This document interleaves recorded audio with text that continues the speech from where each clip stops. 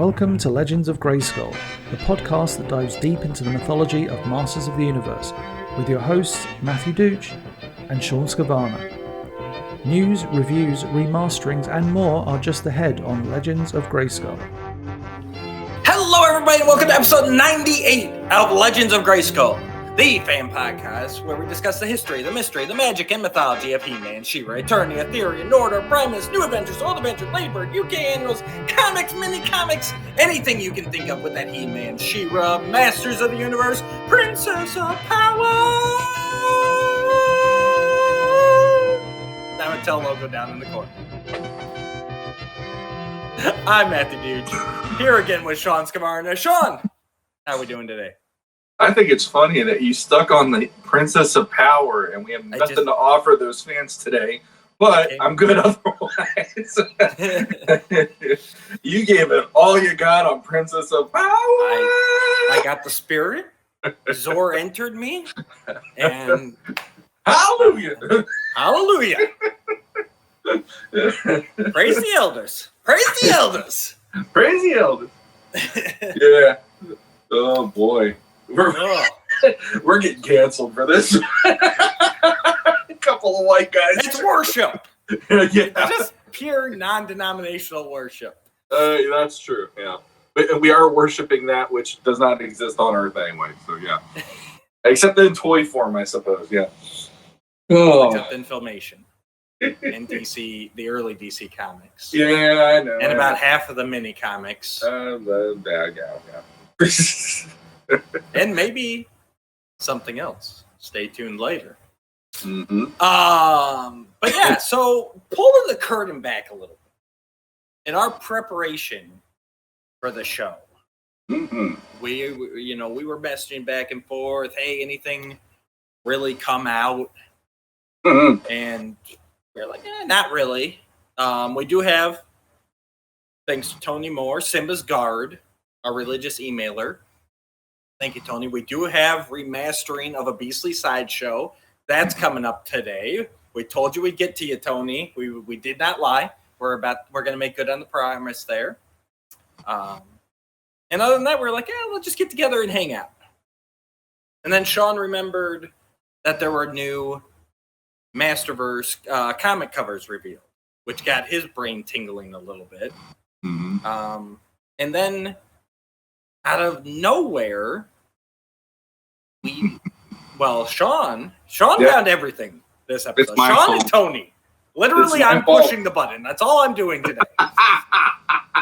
So, here we go. It starts now. Shawn found Instagram? It was Instagram, right? Yeah. Instagram, it was, I forget, Eternia, someone. New Eternia, I think. New Eternia on Instagram. They did a post on, when was it? Sunday night? I think it was. Or no, I'm sorry. Tuesday night, because this is Thursday. Yep. I'm all off on my days, but yeah, Tuesday night. And it involved the new Art of He-Man and the Masters of the Universe book. Mm-hmm. From Dark Horse. This is the one covering the CGI series. Yeah. The photos that he shared with me made me rush out and get this. Mm-hmm. By rush out, I mean Amazon Prime 1-day shipping. Because no one actually rushes anywhere anymore.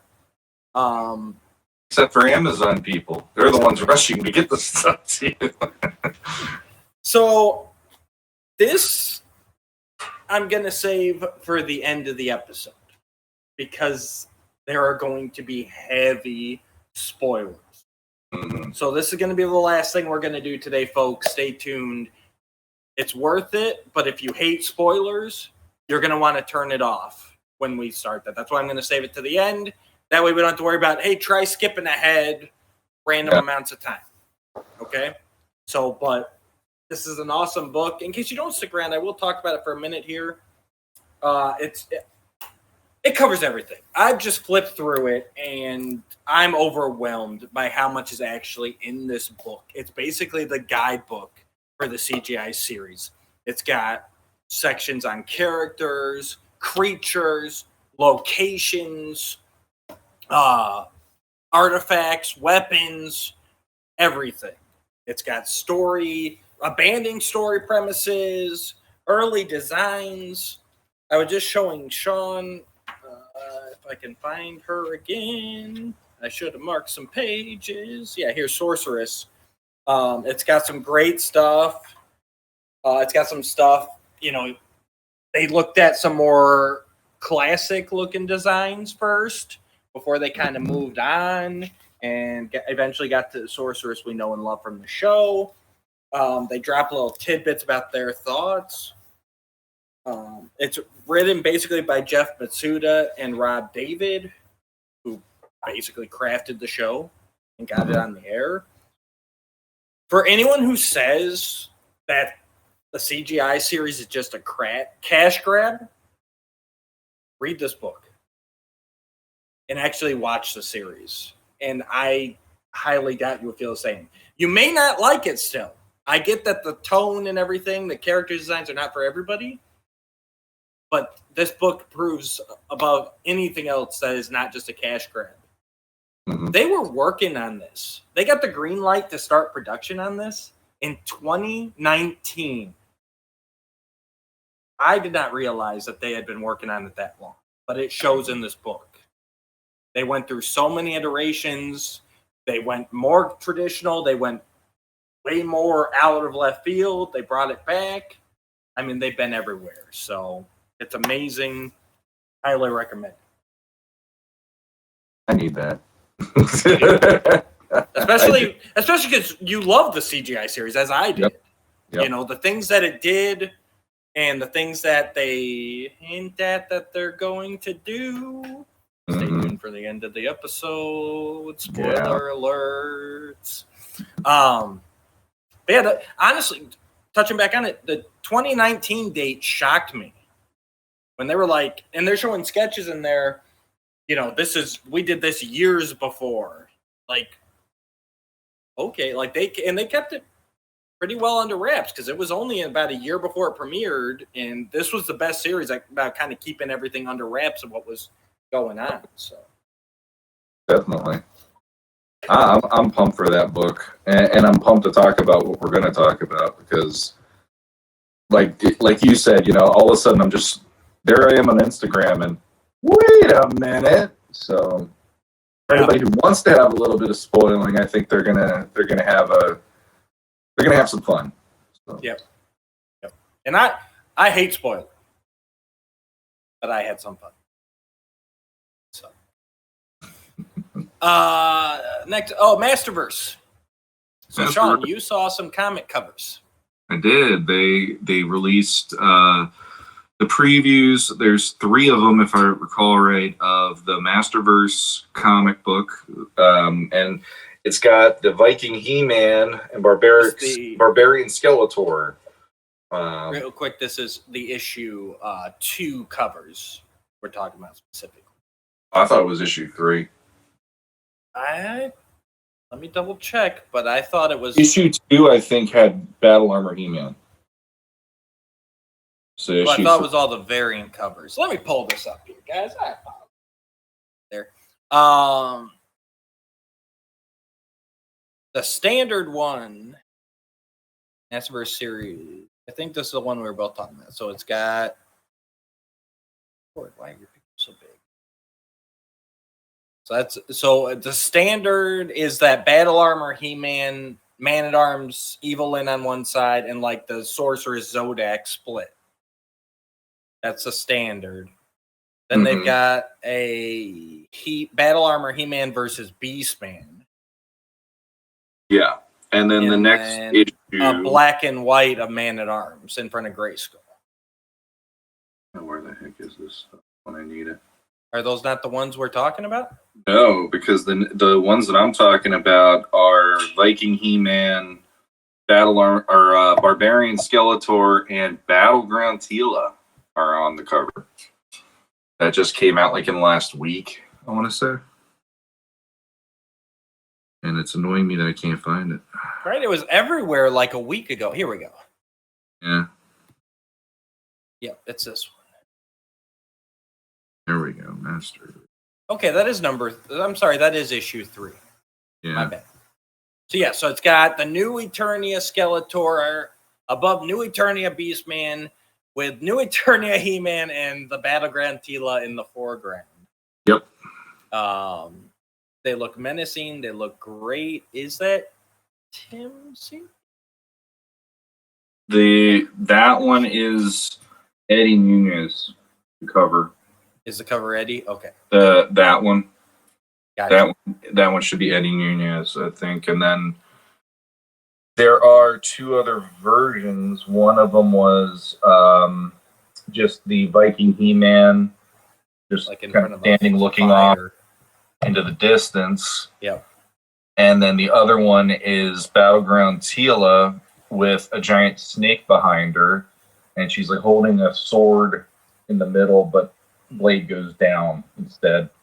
Right. So, I mean, for me, the reason I brought it up, other than the fact, hey, it's something new and we're getting to see what this comic is doing, one of the reasons that I thought it would be interesting to bring it up is I'm kind of surprised to see Battleground Tila showing up in here, because I figured, and this is just me being me, I figured that all of the designs with the New Eternia were going to be updated in one way or another, and she looks the most DC Comics accurate from when she was in those comics. Right. And it made me wonder, is this now going to be maybe a riff on the original DC Comics, and that Viking He-Man now that's him as an older character, or a more seasoned He-Man compared to what he was in those initial three from the miniseries back in the 80s.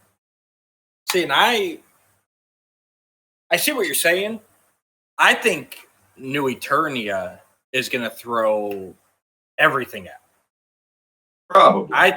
I think it's going to be less like, oh, this is supposed to be that, and just be like, this is him, and he shares this tendencies or these traits with the early mini comics, or, you know, I mean, we saw it with the Jitsu. That's like completely out of nowhere, where he's this good, misunderstood good guy.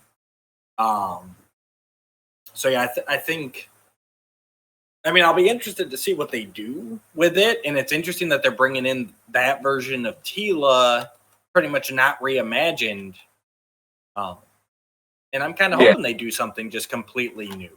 You know, same with her, because I mean, it's not just hormonal. I always thought that version of Tila was a cool-looking version of the character, not just, oh, she's sexy because she's in a metal bikini or whatever.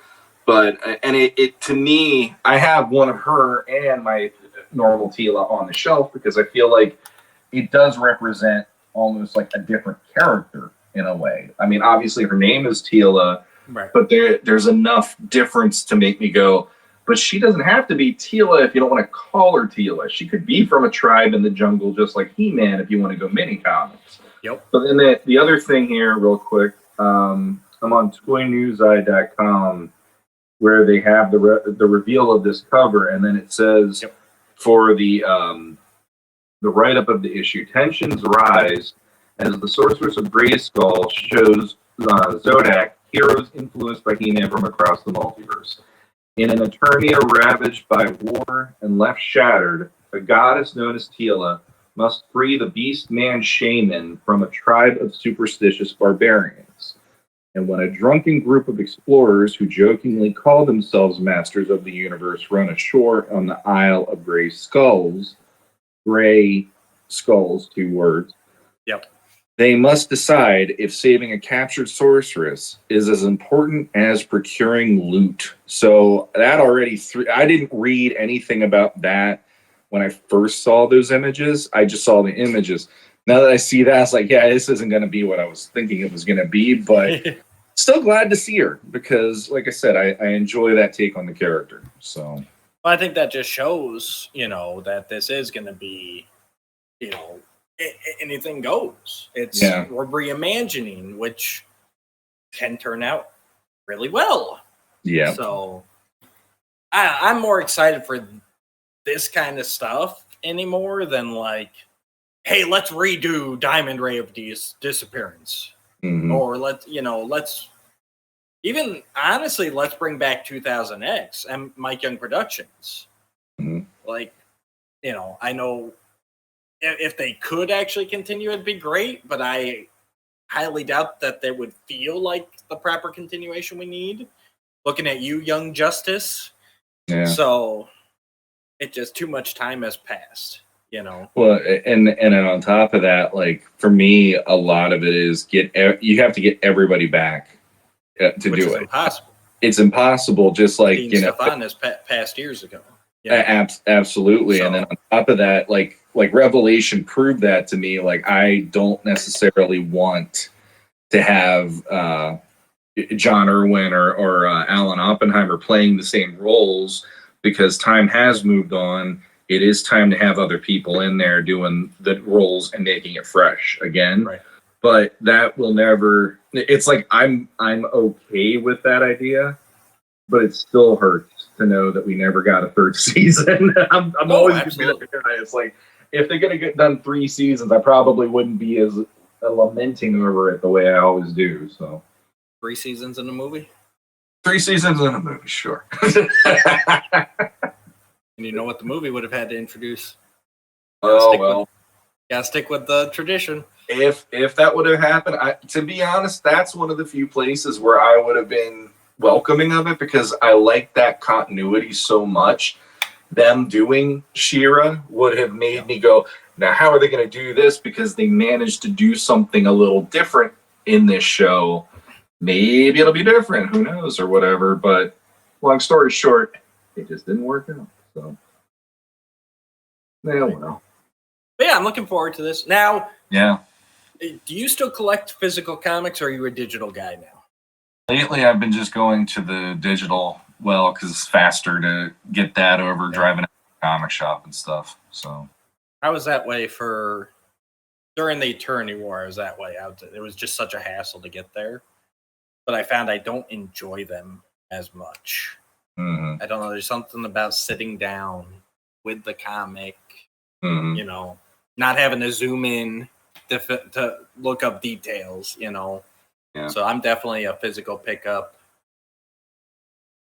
I want to say I won't collect all covers, but if I see them there, I usually have a hard time saying no. Didn't you say that when we were talking about the prequel comic, and you ended up with all of them at one point? I think I got all of them, basically. I think I might have missed one just because they didn't have it. Out of this batch, though, like if I do stick to my guns, I think the only one that I would pick up is the standard. Yeah. Tila and the He-Man by himself, they're just, I don't know, they're fine. There's nothing wrong with them. I'm sure I'll buy them and see them. But they're not like a must-have. What about you? I like Eddie Munoz's art. So, and that's a great cover, just with all 4 of those characters. Yeah.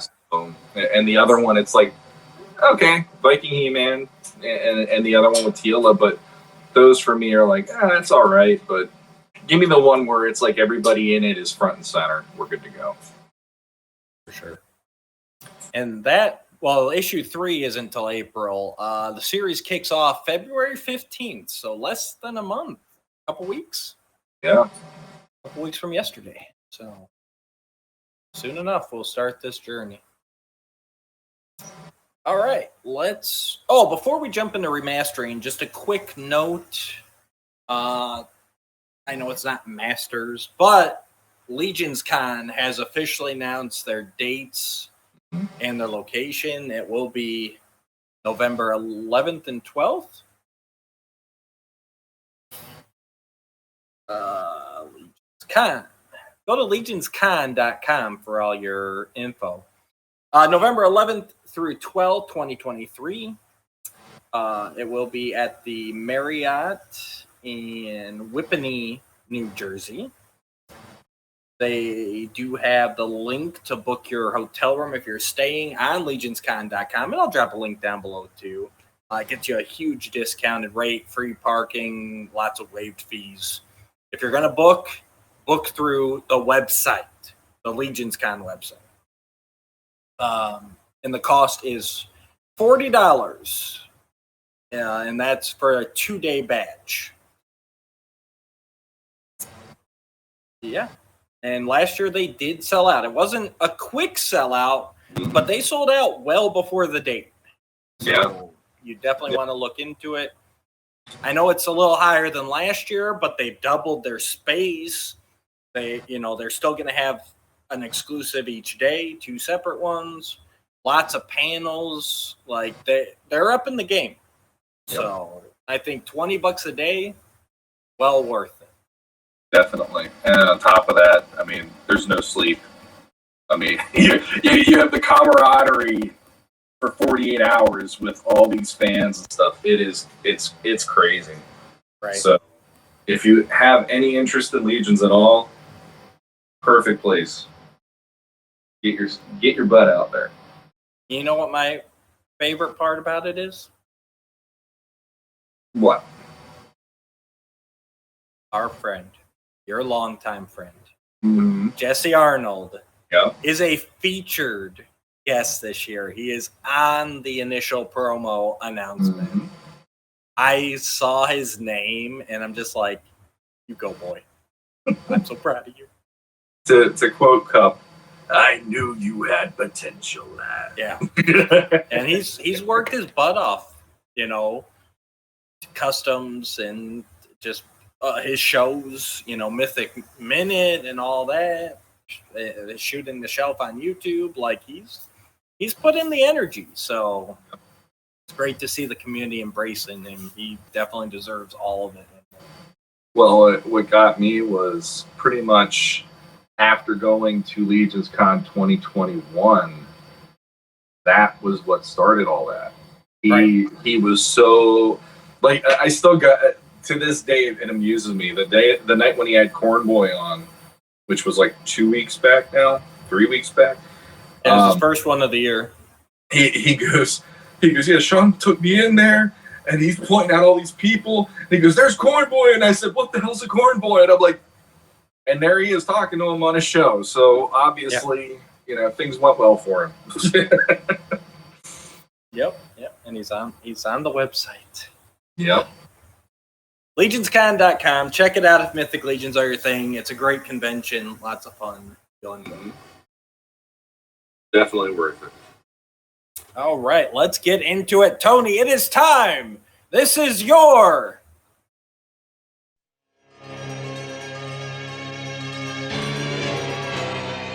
remastering their universe.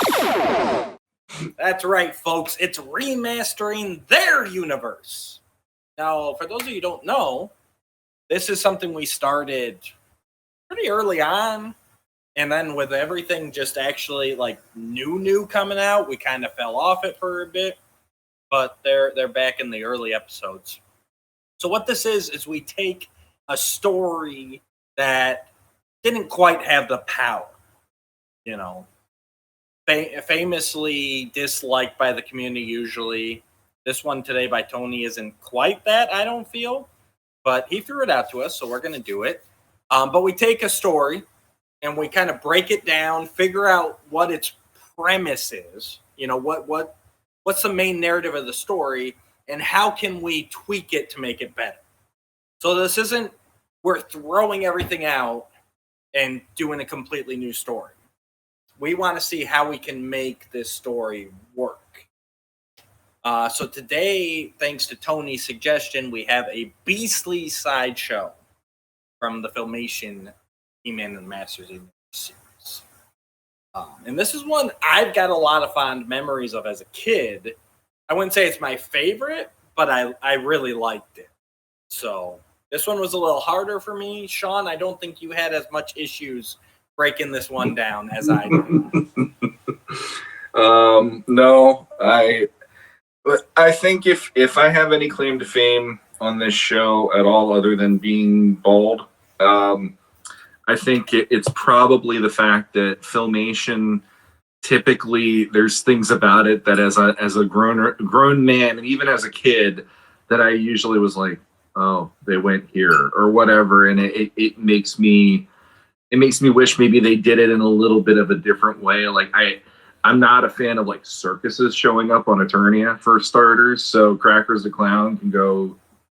You know, Hey, I'm good. This is still better than Greatest Show on Eternia. No. I'm just the idea when you say sideshow, other than statues and high-end pieces of collector goods, I think circus / things like that. So my mind goes to it is sort of like a circus on Eternia when they start the episode. It is like the whole, this, here's what's his name, Electro or whatever. This guy can channel electricity through himself without dying and all that kind of. It's like that kind of stuff just makes me go, I don't want to see that. It feels too Earth for me on Eternia. That stuff like that. So okay, so we're sorry. Okay, so first off, we're a rebut. I'm just giving examples. This is not where. No, I got you. I just want to, in case people have not watched it recently. I want to tell them a brief synopsis, just so they're not like, what are these guys talking about? Do the synopsis, yes. So a synopsis, Beastly Sideshow, this is where it starts off with a carnival, they specifically say carnival many times, coming to the royal palace. And they have this whole sideshow of they got a shadow beast, they got one of the big snakes, all these different weird creatures. Yep. And one of them is this Snow White tiger named Pretty Kitty, who Cringer takes a liking to. Overnight, Pretty Kitty lures Cringer out to go have a good time. A little bit of Elton John playing in the background, maybe. Dude, heavily implied. Can you feel the love tonight? You know what I mean? She takes him back to her cage, where the carnival owner locks Cringer and Pretty Kitty in, and it turns out that the carnival owner is Beastman, who then takes Cringer back to Snake Mountain and puts him as a bait for a trap for Prince Adam. And then once he has Prince Adam, He-Man will be forced to come to save him. Of course, Adam skips that whole middle step and just sends He-Man instead. And He-Man proceeds to go wreck up Snake Mountain to get his kitty cat back. Mm-hmm. With some memorable interactions between Evil Lynn, Beastman, and Skeletor, with Teela showing up to provide support. So, real quick here, I do want to point out before we start, I have not unpacked my books yet, so unfortunately I don't have the Filmation guide in front of me, but I'm sure this is a season 1 episode. Number 1, just the characters. And number 2, it feels like it's still operating under the premise that only those who know the secret know that Cringer can talk. So number 1, I think that's part of the reason this episode feels weird. Because basically everybody but Adam is treating Cringer as an object. Mm-hmm. And he doesn't have the interaction that he would have in the later episodes when they dropped that premise. Because that was part of the early series Bible. Was Cringer can talk, but that's a secret. Mm-hmm. So I just wanted to throw that out there right quick. I think that's a big part of the episode's problem. Okay. So. But that's just my conjecture. So, Carnival. Yeah. You want to throw out the Carnival? No, I don't. See, here's the problem I have is when I thought of how to remaster this, I have to keep in something I don't like already. So I was like, okay, how do you make this work in the confines of the story? And then there's things at the end of the episode that had me going, well, that would have been kind of cool if they would have done something with it earlier, and then it could have been something that you applied at the end and turn it into like, here's this, and it's something that was already introduced, and you're like, oh, they're doing it again, and this time it's even bigger stakes this time around or whatever. And they almost do that. You locked right in on my number 1 part of this remastering. All of that Beastly Sideshow that we saw at the beginning, Mm-hmm. that's what He-Man's facing at the end. Not Evil Lyn, not Beastman. He's got to run the gauntlet back through the sideshow. Mm-hmm. And they start to do it because they bring the Shadow Beast out first to attack He-Man. Mm-hmm. And then Teela shows up, and she calms him down King Kong style like she did at the beginning of the episode. Yep. But then after that, He-Man's assault on Snake Mountain, there's the unseen Octo monster. Mm-hmm. Like, why isn't that the giant snake that we saw? Mm-hmm. If you want a lackey, send Human Electro out there to attack He-Man. And have him progress back through the sideshow. That was my thought. The same kind of thing. Like, if you're going to throw this out here in the beginning, it needs to come back around. Mm-hmm. Okay.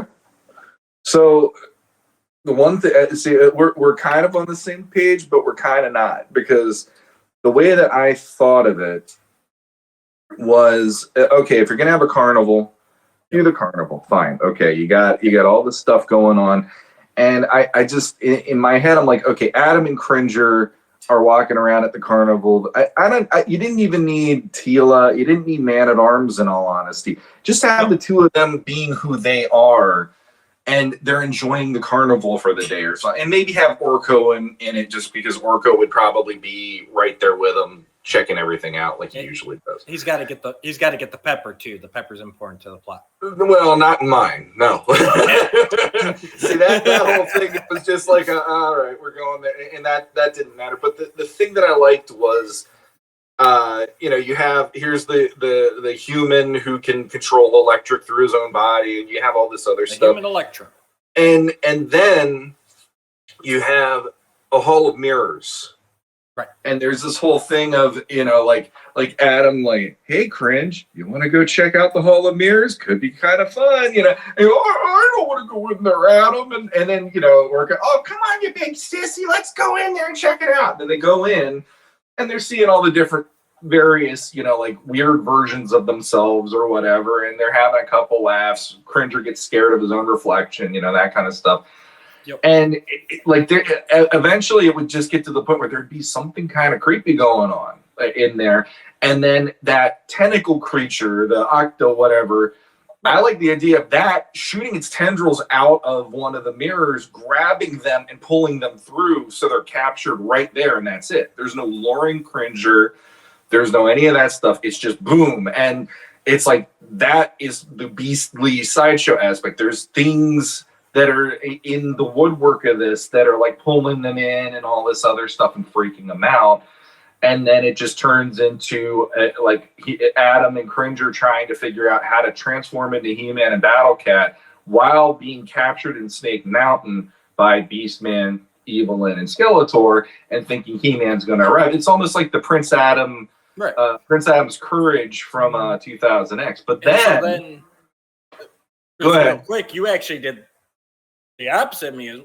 Same idea, but the opposite. Whereas when I'm watching it, I'm like, oh, that Hall of Mirrors came out of nowhere at the end when Skeletor uses it. Yeah. But now with you bringing it ahead, so basically we run through the sideshow, they go to the Hall of Mirrors and get captured, then they got to fight through the sideshow to get back to the Hall of Mirrors to bust out. That, and I like the idea that to get out, Skeletor pulls that on them again, just like he did at the ending of the original episode. Right. Only it's a bigger deal. Yeah, right. It's like a bigger deal, and this time around, it's just there's no pepper. It's just He-Man just flat out pissed, and he's just punching through these mirrors, trying to get him and Cringer and the Beastly Sideshow out of Snake Mountain, because one of the morals of this story I want to tag in, which we've never remastered a moral, but I'm going to do it on this episode. I was going to too. It ended with this lame courage thing, and I'm like, that's not the point of the episode. Yeah, exactly. So my moral, there were two morals I was thinking of for this one, which I feel weird rewriting the moral, but I'm going to do it.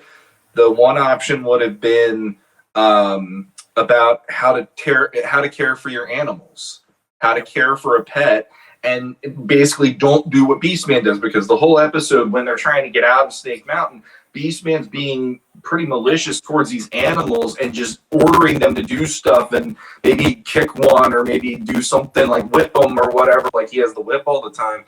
And like He-Man would take the whip from him, throw Beastman out of Snake Mountain, and then he would be the one doing the, come on, let's get you home. And he'd be trying to help these animals. And he's got like a freaking menagerie with him when he's finally there with Skeletor. The other option is, I like the idea that it wasn't like He-Man through actions would make the animals side with him. But then I was thinking Cringer through talking would be the one to actually help them understand He-Man's here to try to get them out of there. Well, and then that would make Cringer be the one at the end, maybe doing the idea of, even if something is scary or even if someone makes you feel scared, maybe talking to them and letting them understand where you're coming from, it will make it less scary, and then you have a common ground with that person, because maybe the Shadow Beast scared the hell out of him through the episode, but then at the end he finds out the Shadow Beast isn't so bad, And with yours, it's really an animal abuse more. And I don't mean to do it that way, but I'm like, but it is. It would not. No, it is. It's Cringer going like, no, like Adam treats me well. Yeah. Well, no, he makes you do what he wants. No, not really. Like we're good. And the other animals are like, oh, really? Exactly. Right. And it's like that would have a little more heart to it, because like the thing I noticed about this episode, which is funny to me, is once you get into the point of Adam just flat out, like, I love that Man at Arms is like, Adam, maybe you don't want to do this idea. By the power of Grayskull, he just goes into it. And it's like, this episode is just He-Man flat out like, F your couch, to Skeletor. Right. He just starts ravaging through and rummaging through Snake Mountain. I definitely like yours. I see where you're coming from. I think that's a great through line. And basically, we had the same idea. Basically, our middle, it seems like, is the only thing that's different. Mm-hmm. Whereas I want it to go basically the same up until the abduction. And because to me, I think the abduction is a big point of it, with it being just Cringer.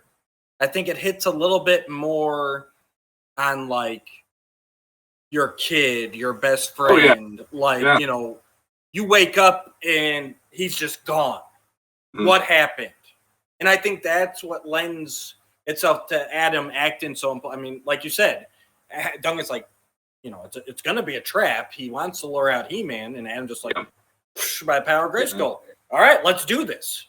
I'm not even going to go as Adam. I'm going to go as He-Man. If that's what Skeletor wants, that's what Skeletor gets. You took my cat. You took my best friend, my steed, my sidekick.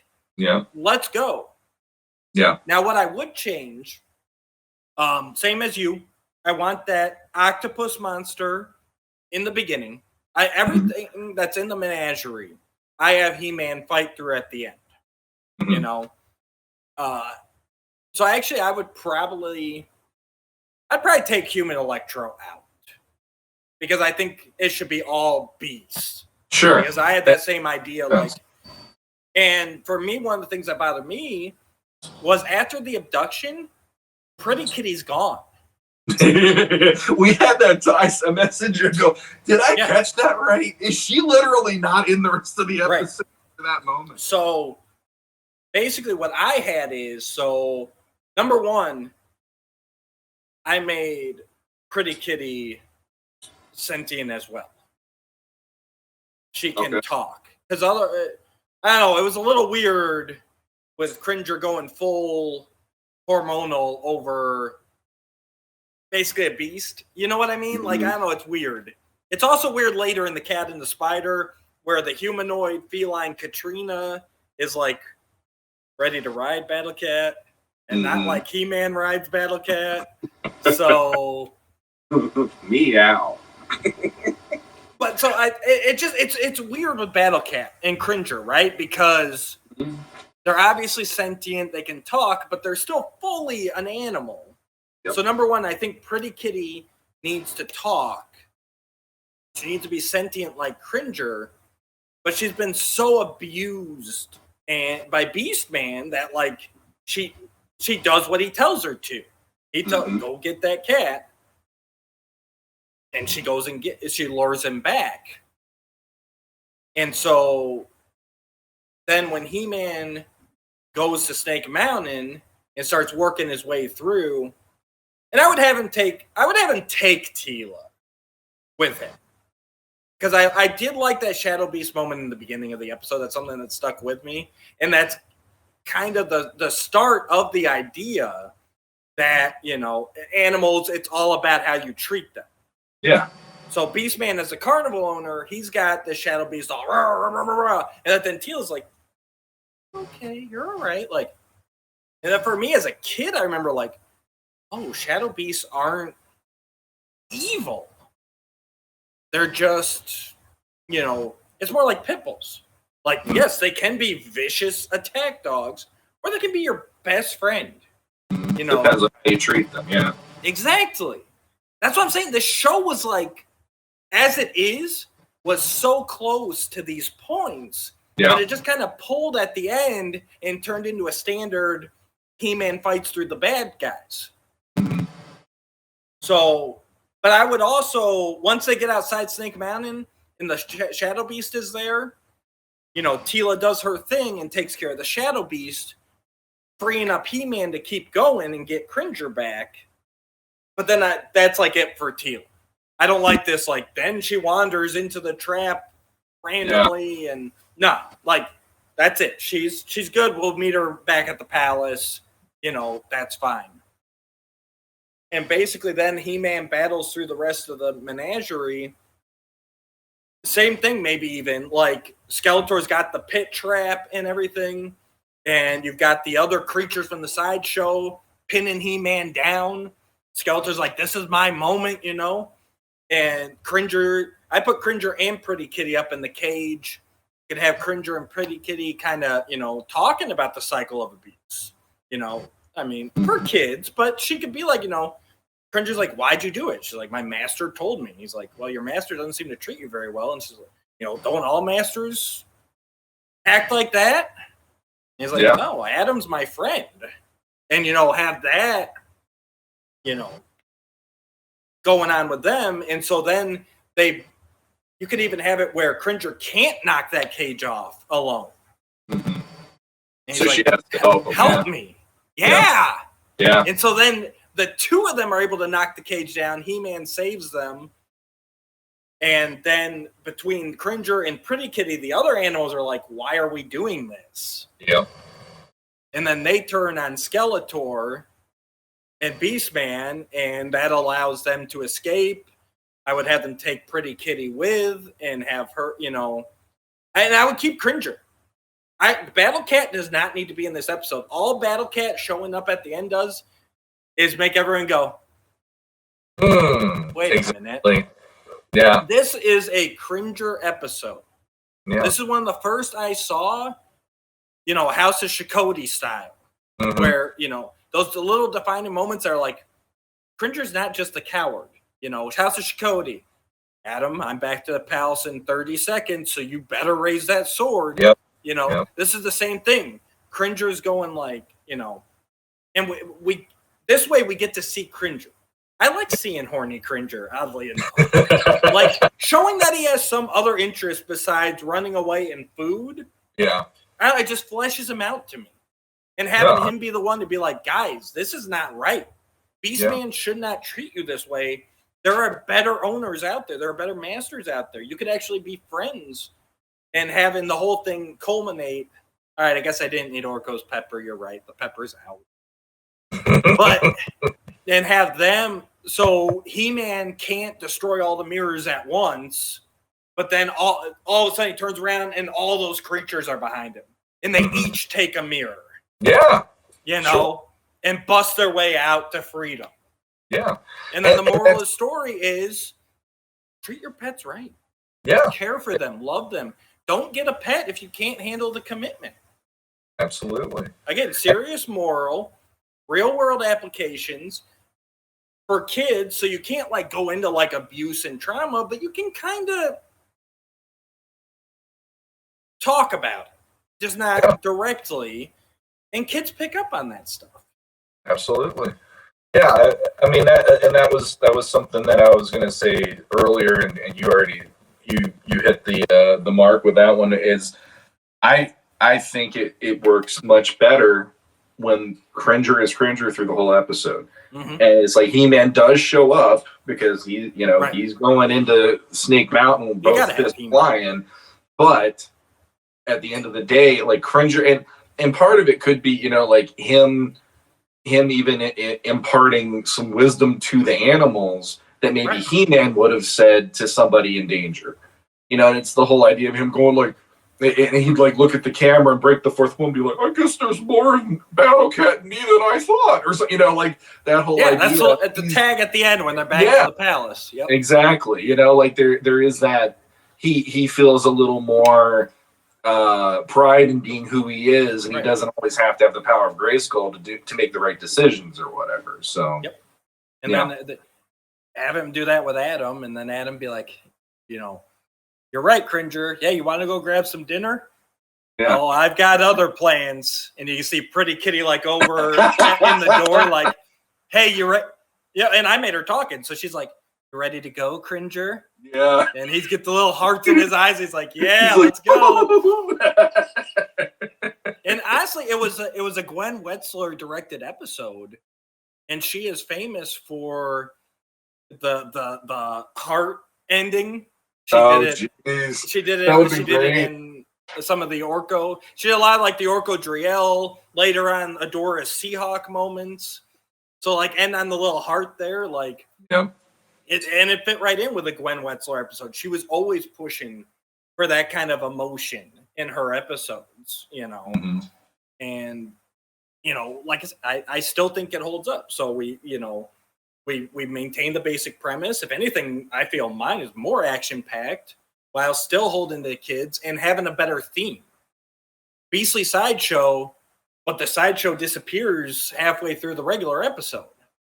So absolutely. And I mean, if I know when I was a kid and my kids, anytime there's a story where it involves animals, they're usually more tuned into it than not, because they have their own animals here and they want to see other people treating their animals right. And so that would have resonated with them quite a lot. So absolutely. Yeah. There you go, Tony. I think we remastered that amazingly. And I thought it was a great episode to begin with. So I hope we lived up to your expectations. Let us know what you think, Tony. Anyone else? Last thing I will say about Beastly Sideshow, though, it was cool seeing the actual toy whip, like the long-handled with the guard, and he, and I know you picked up on that, and that was kind of I think we saw the whip before we saw Skeletor talk to him, but I think that was kind of the hint, like, hey, this carnival owner is not who he says he is, Yeah. And I mean, I don't know, like, I always. A question I had watching it, though, is like cats and dogs, typically they'll sniff somebody and they'll know that person, and then that's the next reaction. Are they going to be loving towards them, or are they going to, hiss and run away or whatever? Right. And there's a part of me that's going like, you mean to tell me Cringer's around that guy and he can't sniff that's Beastman? Because Beastman it wasn't even a spell. He literally pulls a mask off his head and there's Beastman. And I'm like, if it was a spell, I would have forgiven it, because the spell probably would have, because they made the joke a few times, if I remember right, where it's like Beastman does not smell as good as other characters. I think that's more Mike Young. Maybe. I remember it frequently in Mike Young. I don't really remember it much in Filmation, but that's just off the top of my head. I could have swore there was a line somewhere, but it could be Mike Young, where I thought He-Man made a comment about Beastman not smelling so great, or one thing or another, based on what he's probably having around him in his menagerie at any time. But yeah, that kind of got me too. I'm like, he literally just had a mask. It wasn't like a spell, because that was the other thing. Like Evelyn being there, like, I figured that's what the deal was. She made a spell on Beastman to make him look like this guy, and it's like, no, she did not. Okay, so it's like you're kind of taking the wind out of her even being on board for this when she really doesn't have a huge role to play compared to Skeletor and Beastman in this episode. Yeah, she just... Yeah, and then they capture her, and then that's where they start their little Beastman's puppy love towards her in Revelation, apparently, so... Probably the one... Much of those captivity moments. The one part that I really liked, but I liked the scene, but it had to go because I think the whole Tila getting captured after she subdues the Shadow Beast is just clunky. Mm-hmm. But I did like the scene in the episode where she's being captive and He-Man shows up after defeating everybody, and he's like, "You ready to go?" She's like, "Oh, He-Man, you know, Evelyn enchanted the chains. Oh, yeah. Even you can't break them." And he's like, "Let's see." Yeah. And he just pulls it right out of the wall. And I'm like, I really like that beat, but I don't think it feels in this episode. Like, no. Yeah, it was fun. I'm like, you always hear that stuff. Oh, I'm going to make it strong enough for He-Man. And usually, cartoon logic, it is. Mm-hmm. But like, He-Man just like, nope, yeah. failed. Mm-hmm. I like that. I like that beat. It doesn't belong here, though. Yeah. No, like you said, I think it works, the remaster. And I think it's more concise this time around because that was my biggest problem with the episode. It felt all over the place in certain ways. So streamlining it. But yeah. All right.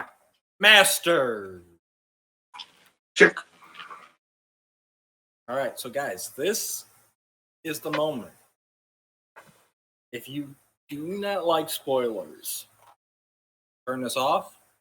We love you all, and we'll see you next time. Make sure to like, share, subscribe before you go.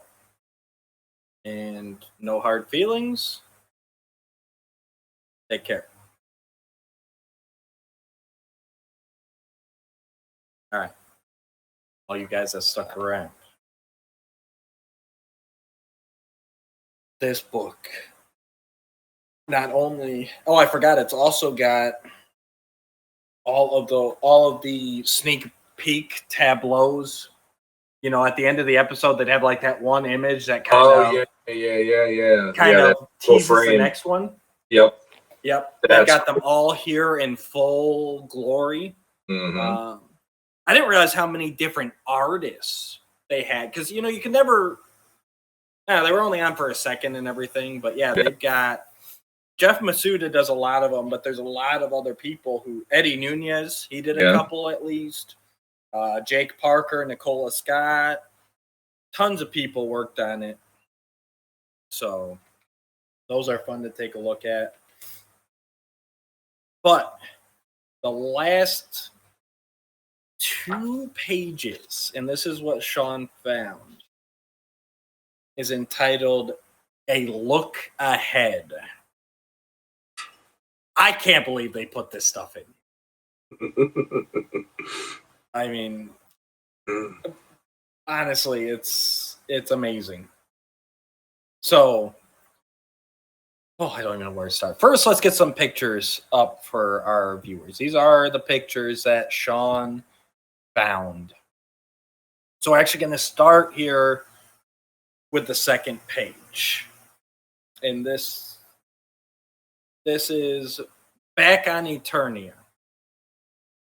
With their friends off-world, Crass and Orko assemble a new team of Masters of the Universe to help fight the Horde occupation. Cyclone, Stondar, and Too Bad. Oh. Yes, Too Bad. So here you can see you got Cyclone's got 2 forms. He's got a serene base mode and a tempestuous master form. Very 2000X, very Anwar Gar. He feels a bit less Gar though, and a bit more elemental, which I like. Thoughts on Cyclone before we move on, Shawn? I liked it. I'm looking forward to seeing him. he looks a lot more dangerous in his tempestuous or whatever you said is that form. And I dig that they're not making, because one of my biggest things with Cyclone, even throughout all the iterations, is he half robot or what is the deal with him? And in this one, the elemental side, it clears that up for me in a way where I'm like, I like that take on him. So yeah, and I was excited for you because I know he's your boy. He's one of your absolute favorites, and you get him showing up. Now I'm definitely scratching my head going, well, where the hell's Fisto? But it's cool that Cyclone is going to be in there. Well, again, I would highly doubt that they show everybody. Yeah. You know what I mean? And we'll get to it in a second. They say they don't show everybody. Mm-hmm. So next up we got Stondar, and that's his master form. It says his base mode is an inanimate boulder with a heart of gold. So this one is literally going to be a rock until he transforms. That's kind of funny. Yeah, I'm curious how they're going to pull that one off. Like it's like Ray Krass has a pet rock, and all of a sudden, boom. Yeah. And how can an inanimate boulder have a heart of gold? Like, what does it do? It rolls down the hill and it avoids people, I guess, on the way down instead of crushing them. I don't know. But yeah, he looks. He's a pure monster. They really kept a traditional color scheme with him, though. Mm-hmm. Like you look at it and you're like, yeah, those are Stondar colors. Same with Cyclone. He's much closer. They toned down the yellow to more of that tan. But other than that, like blue, red, tan, that's pretty much there, Mm-hmm. Then we got Too Bad. And it does. So Too Bad's master form. Their power axes combine to form an Obsidian Master Strike. Too Bad's base mode is Tuvar and Badra, who we've seen all through the first season. Mm-hmm. Will they stay good, or will they join with Hordak? There are two minds on the subject. Mm-hmm. So they're really going to play up the arguing mindset, where it seems like one wants to stay good and one wants to go evil. Mm-hmm. So, yeah, that'll be interesting. Then we've also got Ancient Allies. Along the way, our heroes must seek the aid of Zodak, not pictured, and Mossman above. And Mossman we have seen before. He was in the Scholastic book and on the cover. So that's not too big of a surprise. But Too Bad, Shawn. I like it. I was not expecting it to be almost like a hot and cold vibe from them, the way that they made it in this this design. But I like that. Yeah, I definitely. It's an interesting take on it. I like the looks of them. I like the like you said, the fire and ice, the hot and cold. However you want to look at it, there. It's fun. And I lost my camera.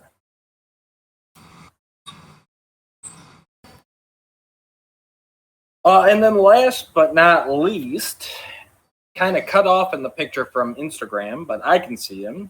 And I'll probably post a picture in our Legendati Facebook group. That's the Secret Society. Make sure you search that out and join. Is the Unnamed One. A rogue Trollan bounty hunter armed with his trusty potion pistol spell shooter is on the hunt for Orko.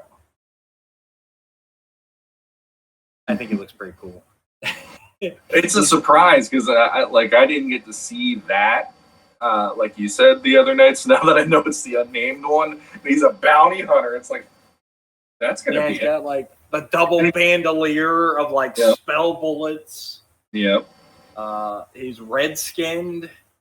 Other than that, very Orko-ish hat, the scarf and everything, but brown, leathery. He looks fun. Mm-hmm. And it should be a nice little subplot in there when they get to this. I like this. It makes me think of Nerf. Yeah, the gun definitely does. I can see that being a role play. They came out with the sword already. Come out with a Havoc staff and the spell shooter. That'd be cool. All right, next up we've got Despara. Here's a little close up for you guys for a second here. I'll zoom in. There's Despara. Now I know, Shawn, that one really took you by surprise. Yeah, I did not expect that she was going to be on the series, because that's always been one of those, if she's there, does that mean we're going to go She-Ra potentially at some point, or are we not able to go She-Ra, depending on the license or the whatever. But just the fact that this is the first time we're getting her in any media form other than a comic and a toy, that's pretty cool. And it went there on this show instead of like Revelation, or instead of, any other version. It's like the CGI show is the one to break that for the first time. That's pretty crazy. Yeah, she's fun to see. And then next to her, we've got Teela, Adam, Duncan, Keldor, and Marlena. Finally. In very normal looking clothes, huh, Shawn? Like something you would see walking down Fifth Avenue. It did make me go, like, at first I thought it had nothing connected to the show. Like it was maybe something on a website that the person took a photo of, and it's like, here's character designs for this one project we're doing, but then here's stuff for the CGI Masters of the Universe. And then I looked and I'm like, no, that's Teela. Teela's got headphones, but she looks like Teela. And I'm like, oh, God, what the? And then it's like, they're going to Earth. Huh? Sure enough, Earthbound. When the Horde conquers Eternia, our heroes Adam, Duncan, Teela, and Cringer, plus Keldor, escape to planet Earth on a desperate mission to find the Terran astronaut who may hold the secret to stopping Hordak. Adam's mom, Marlena. The mysterious Despara, Hordak's chief enforcer, is on their trail to stop them. Oh my God. Adam's half Earthling. Yeah. They did it. They're doing all of it. It's all... I get my jungle He-Man. You get your half Earthling He-Man. You got your jungle tribe warrior. Yeah. I mean, they really are doing everything. This is, when I read that, and I hate my spoilers, but you sent me the pictures. I had to zoom in and read it. It was equivalent to Spider-Man No Way Home at the end, where I'm like, they did it. They made Peter the street level, broke on his own superhero that I never thought MCU could get him to. Right here, they have taken Adam and made him half Earthling, astronaut mom. They're taking him to Earth, 87 movie style. Like, what more can you ask for? This is... honestly, like, that was enough for me to just go, like, this show is willing to do... like they say, it's the kitchen sink property. Well, this now is showing the kitchen sink is being thrown into the mix, because for how long I would have never, ever expected this show to leave Eternia, ever. And they had it so hunkered down, but now it's like, okay, we're going to Earth. Nope, I expected it was like MYP, everybody's Eternian, we're staying on Eternia. This is it. And I was okay with that. But they're like, nope, we can do it all. And this explains where Marlene has been. I know we speculated that she might be dead. They never really talked about it. This is why.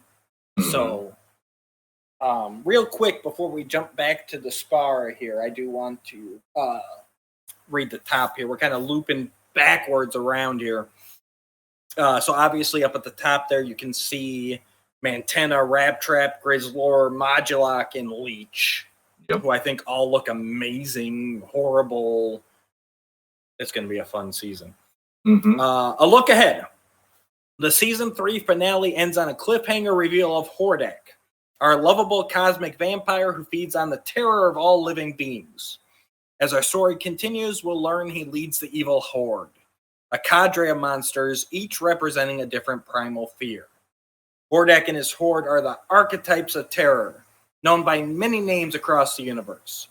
On Earth, we call them the vampire, the bug-eyed alien, the mummy, the werewolf, the Frankenstein monster, and the creature of the swamp. But soon we'll know them as the horrors they truly are.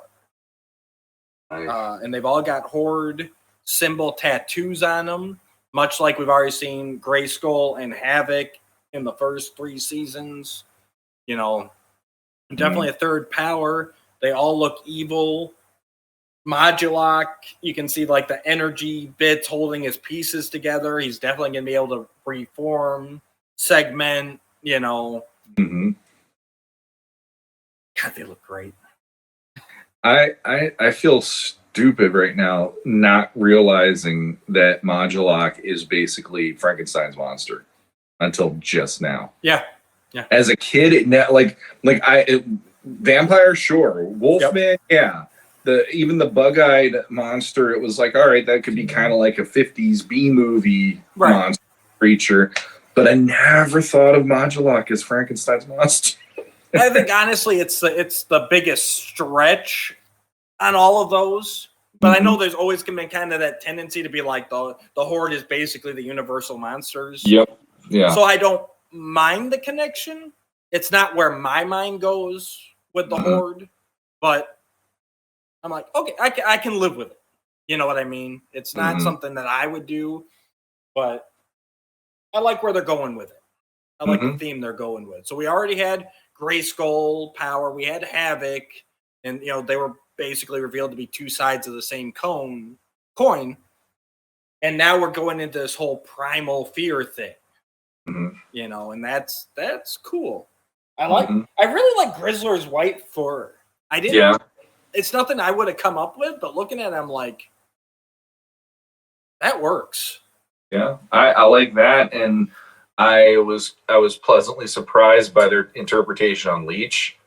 Yeah, because I typically see him as being like a hulking character. They made him look a lot more like a creature from the Black Lagoon, slimmer and a little more like creepier looking. And honestly, like the Horde, out of any of the factions, the Horde, especially with this show, is the easiest that you can just start throwing things around and see what happens, because they don't have to be chapter and verse what you expected them to be, as long as they adhere to 1 or 2 tenets of what they look like.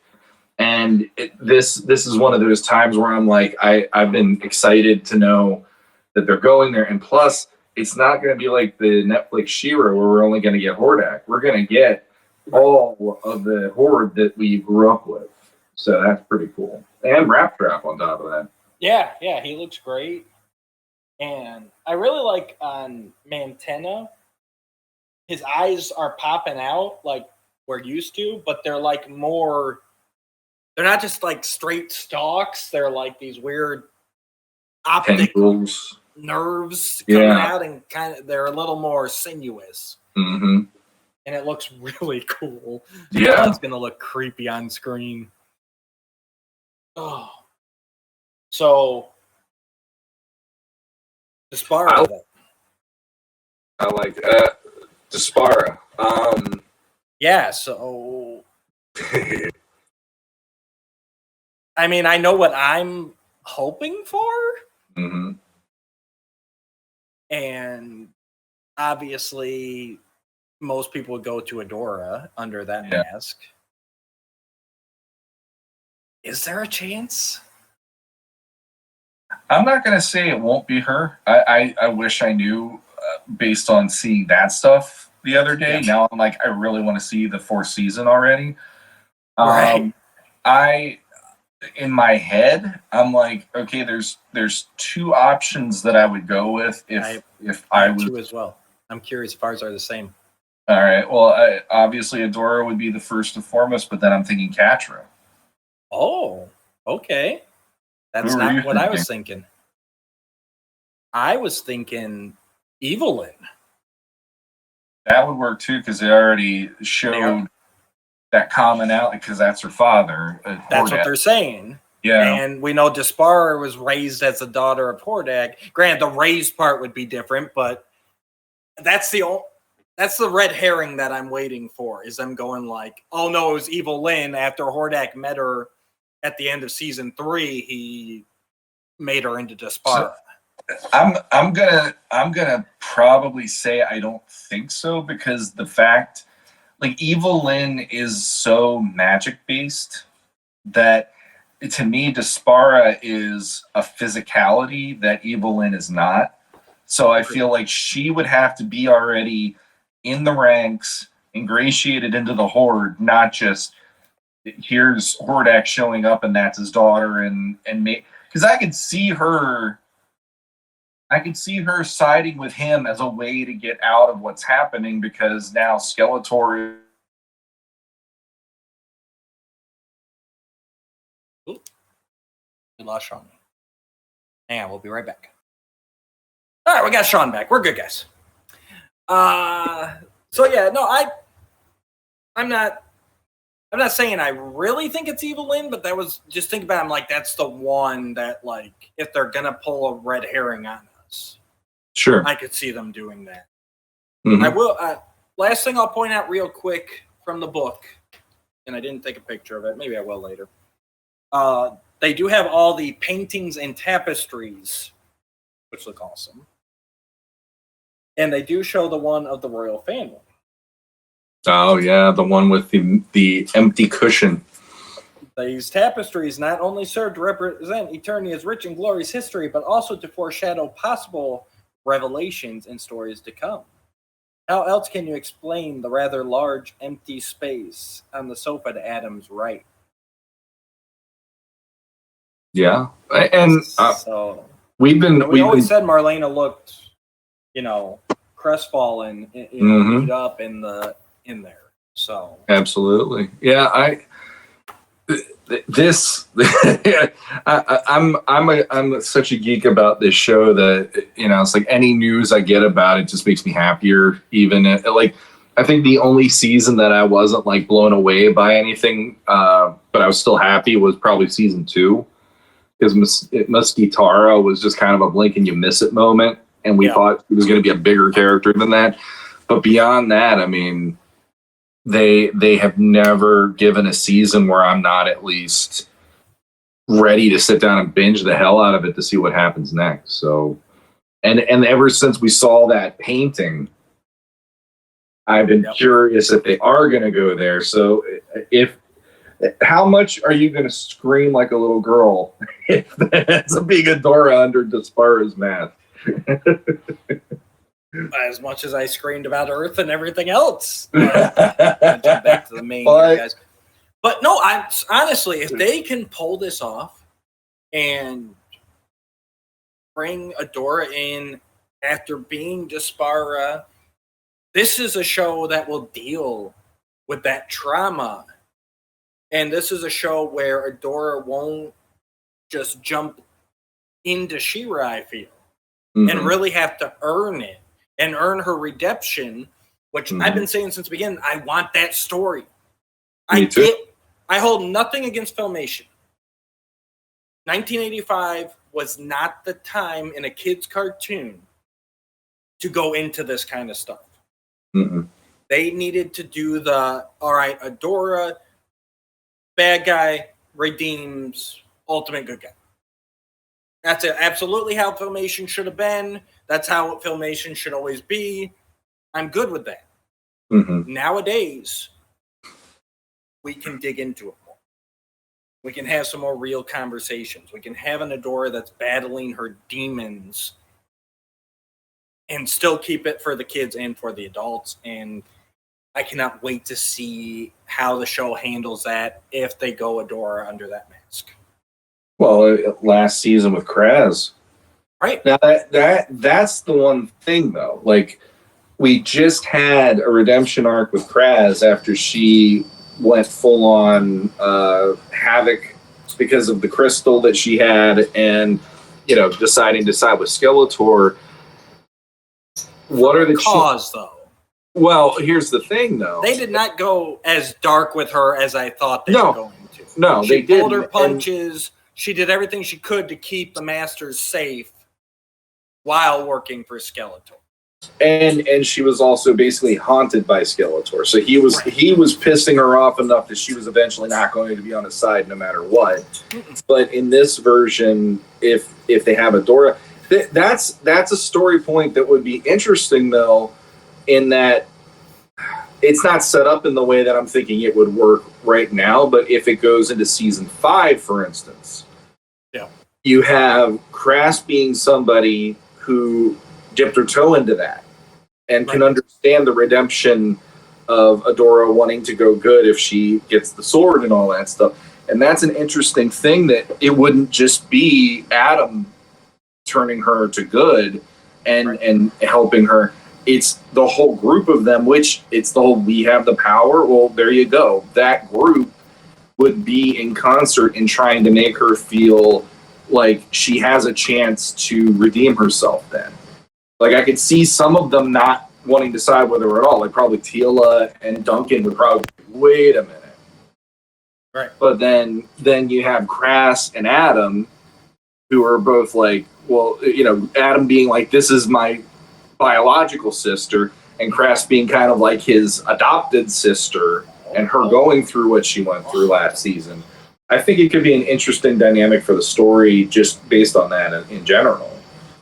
With them putting all this in here, we better see this season.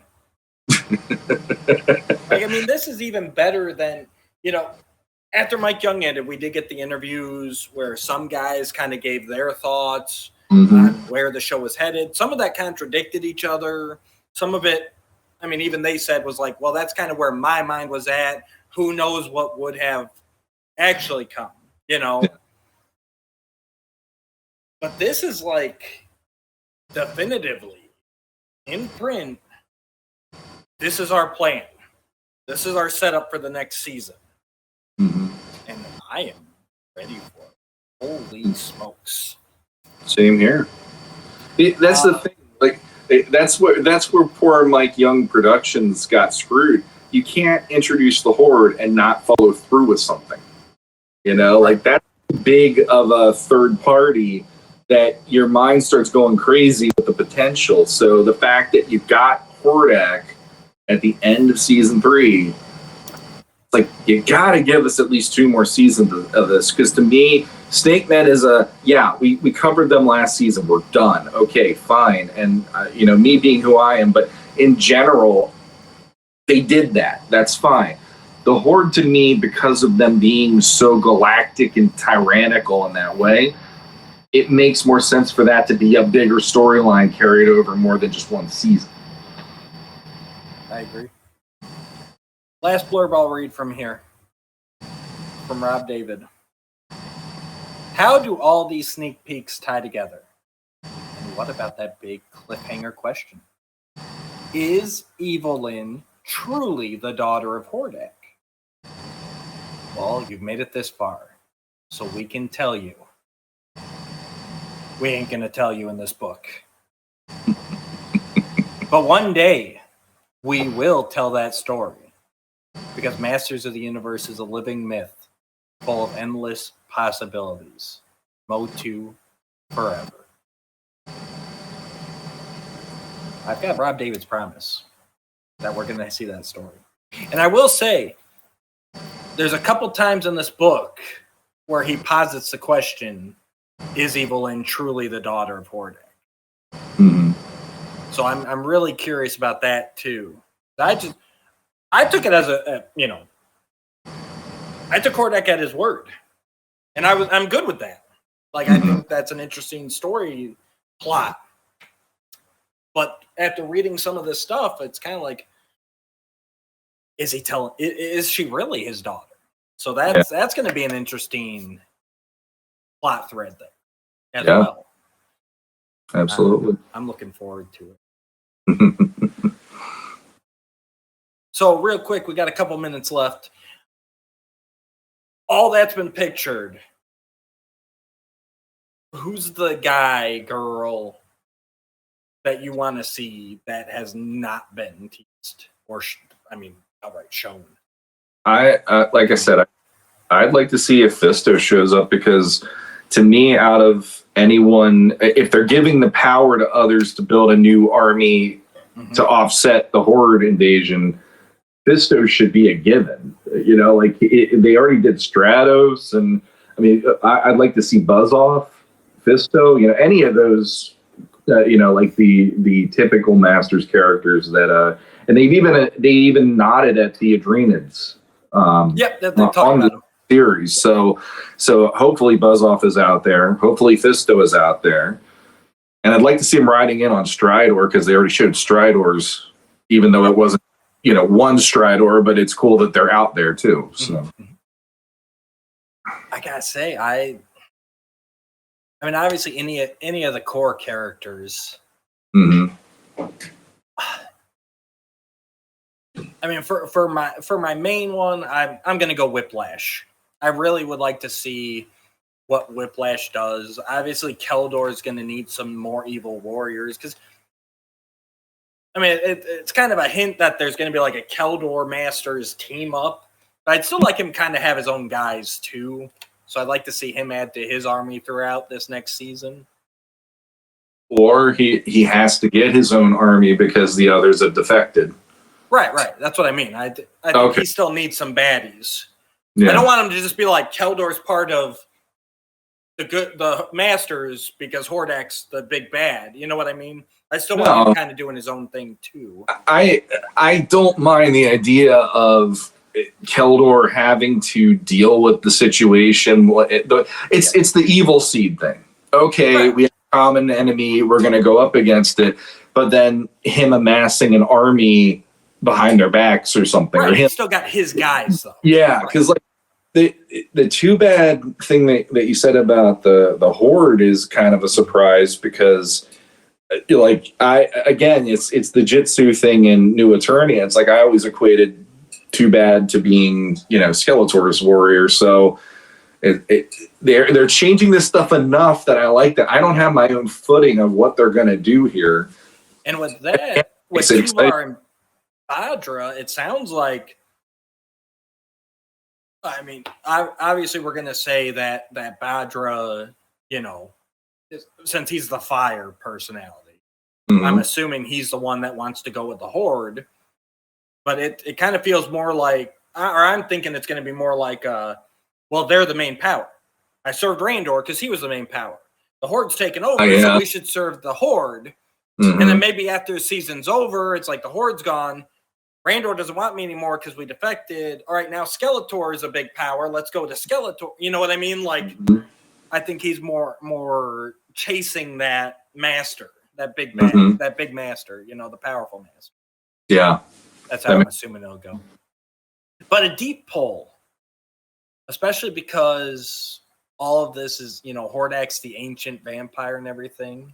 I'd love to see Malaktha, because I think this is gonna dig into some of that ancient history stuff. So for him to pop up an episode or two, a few minutes here or there, you know, and unearth something, maybe he's the one who points him down the Earth path.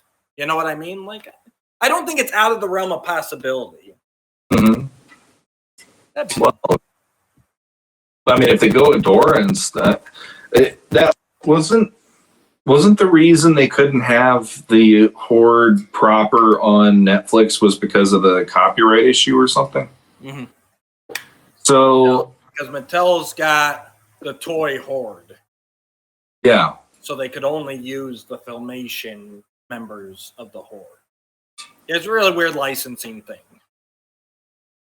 I mean, I'd be fine with that, because like we recently had that talk about, you know, the Malaktha having his own thing, and you could even have him on assignments trying to dig up these artifacts so that they don't fall into Skeletor's hands and become the MacGuffin of the week or whatever, which I think that would actually be a pretty interesting premise personally. So yeah, having somebody like him showing up, where maybe he and Cringer, instead of having Stanlin, just have him and Cringer, because Cringer's the what is he, the archivist for the royal family and all that stuff.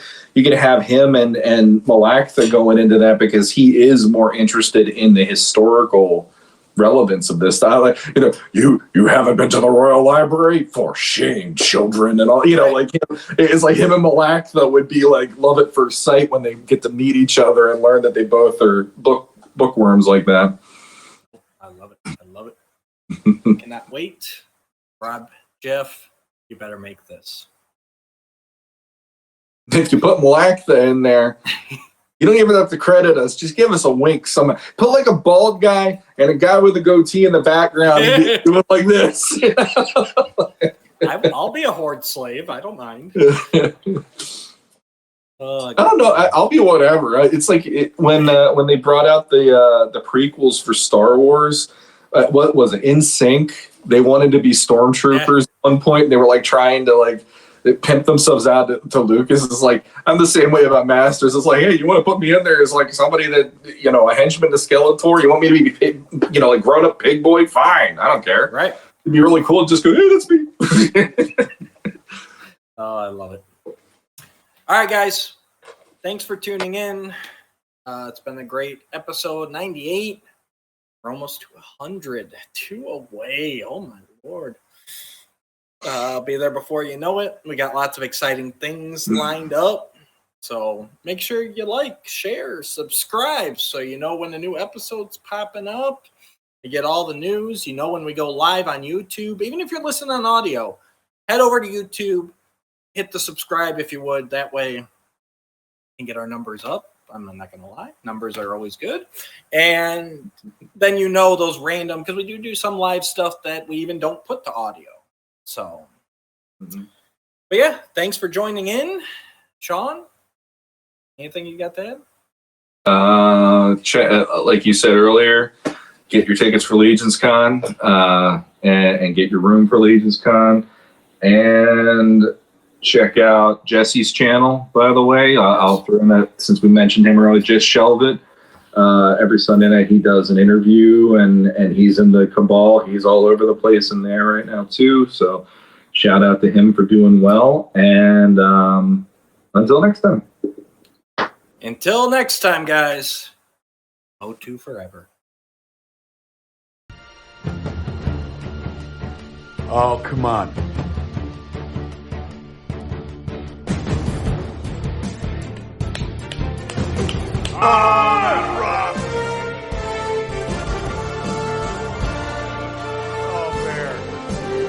Bear.